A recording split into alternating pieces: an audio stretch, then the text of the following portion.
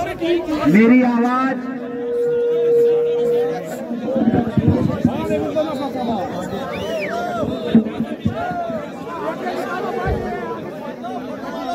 आवाज जहां तक पहुंच रही है, बानिहाल के आप तमाम बाशिंदों को, हमारे आदरणीय बुजुर्गों को, हमारी माताओं बहनों को, ऊपर बैठकर वो हम लोगों को सुन रही हैं, हमारे नौजवान साथियों को और प्यारे बच्चों को, आप सबको, इस इलाके आपके अब तमाम आवाम को मैं क्रांतिकारी इस्तकबाल करता हूं, आपका हार्दिक अभिनंदन करता हूं।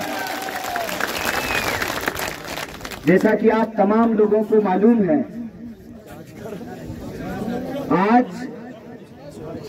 ईद मिलादुल नबी है, मालूम है कि नहीं? आप सबको पुरखलूस मुबारकबाद भी देता हूं।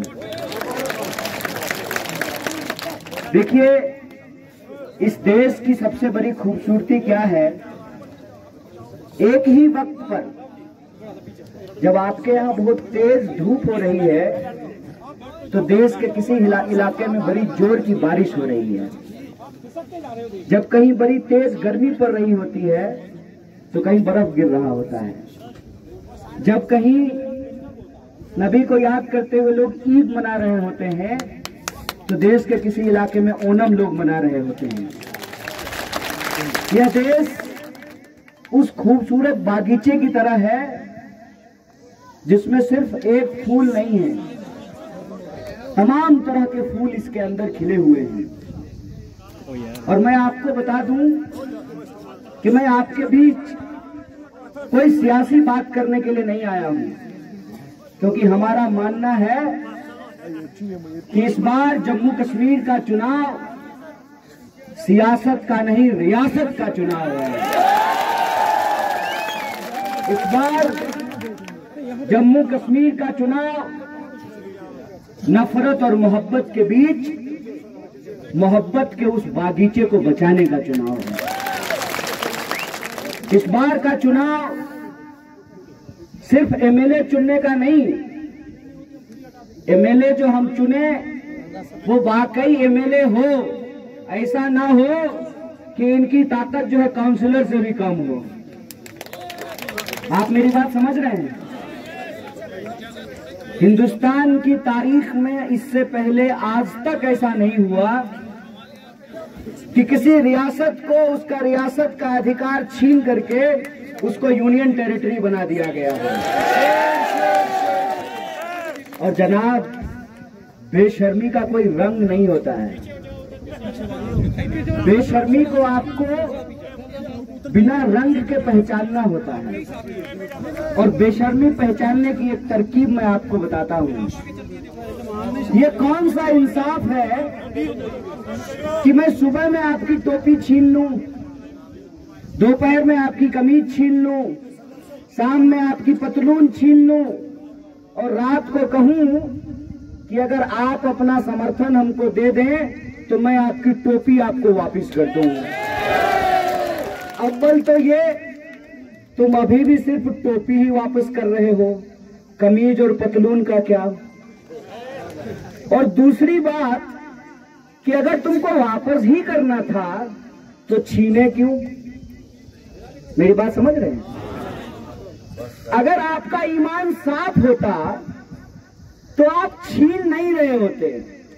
अगर आप वाकई देने वाले होते तो आप लोगों के अधिकारों पर बुलडोजर नहीं चला रहे होते।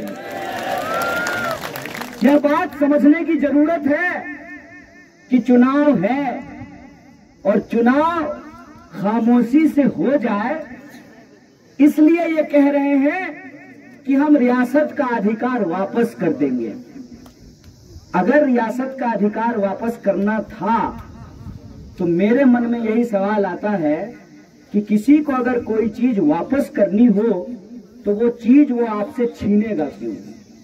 मैं कहता हूं, इनके नजरिए को समझिए, इनके दिल में जो खोट है उसको समझिए।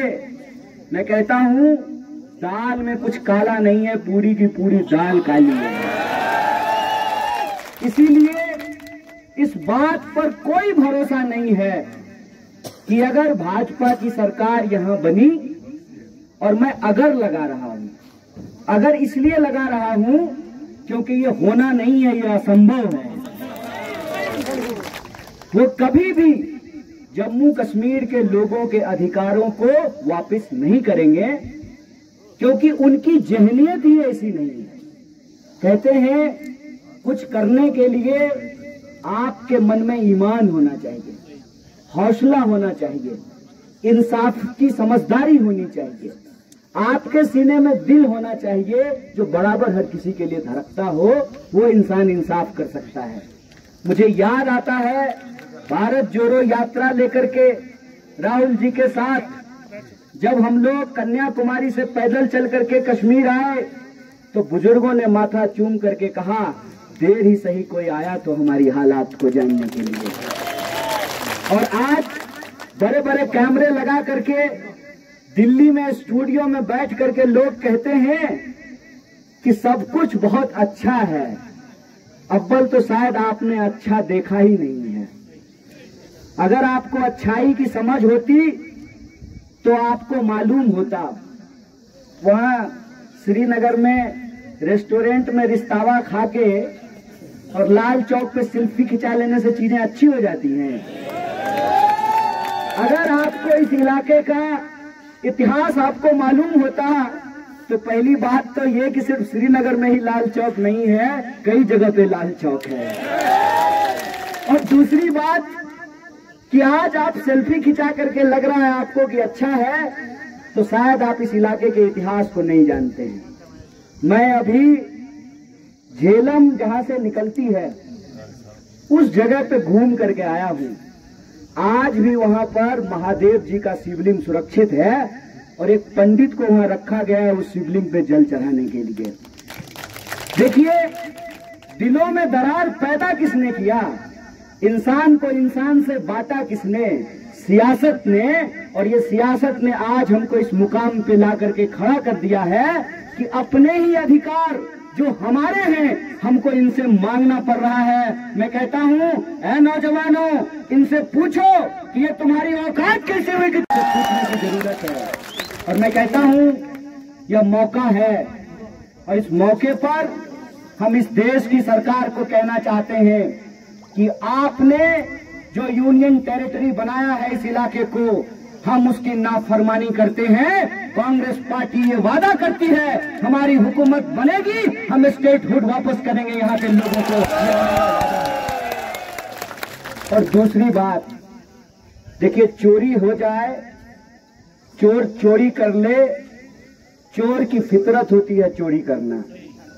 चोर तो चोरी ही करेगा ना, सांप तो जहर ही उगलेगा, चिड़िया तो उड़ेगी ही, गाय तो गोबर और दूध ही देगी, पहाड़ तो ऊंचा ही दिखेगा, दरिया तो गहरा ही होगा ना। तो चोर ही होता है, बीजेपी तो बीजेपी ही है। सवाल यह है कि चोर की मुखबिरी किसने की, चोर को गांव का रास्ता किसने दिखाया, किसने बताया, किसने बताया?